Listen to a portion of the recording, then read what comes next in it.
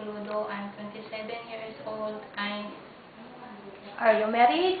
I'm single. Do you have a child? No. Okay. Are you college graduate? No, I'm high school graduate. Okay. Why do you want to go in Hong Kong?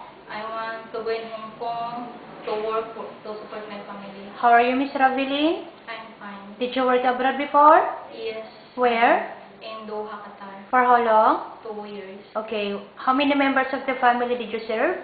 They are 4. How many children? 2 children. How old they were? They are 10 years old and 11 years So what were your main duties when you were in Doha? Household cleaning. Okay. Do you know how to take care of newborn baby? Yes, madam. Kindly tell us how. I can take care of the baby to feed the baby and then change the diaper, Okay. play with him. Can you sing children's song? Please try. Twinkle, twinkle, little stars, how... Okay. Do you know how to cook?